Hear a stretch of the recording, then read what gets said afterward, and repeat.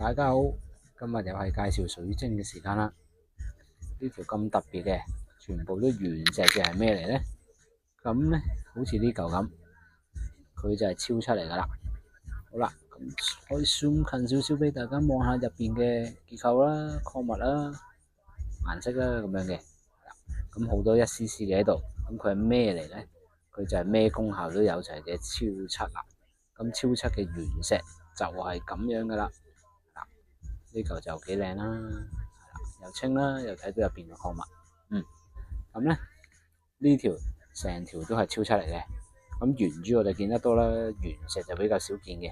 呢條就係原石嘅超七啦。咁加埋自己一啲嘅設計款啦，中間隔住嘅係啲石榴石嚟嘅，都係用翻啲天然嘅水晶啦。咁成條嚟講咧就比較天然啲嘅，係啦。咁呢啲原石嚟講啦，大概平均可能10mm 珠咁嘅大細啦，嘅厚度嘅闊度啦，係啦。咁超七嚟講，咩功效都齊晒噶啦，財運啊、人緣啊、健康啊、辟邪啊都可以嘅。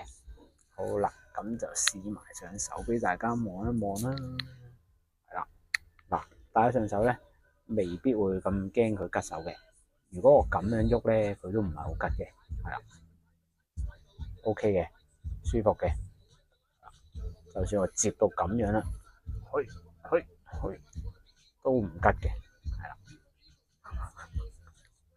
好啦，咁今日介紹嘅呢條就係超七原石加呢個石榴石嘅珠啦，係啦。好，咁如果中意呢條片嘅，可以幫我 like 同 share 啦。咁如果想跟呢條片嘅，可以 subscribe 埋我哋嘅 YouTube channel。咁我哋會不定時更新嘅，會有埋我哋嘅日常睇下嘅，可以教下你點夾公仔啦，或者介紹下嘢食咁樣嘅。好啦，多謝晒，拜拜。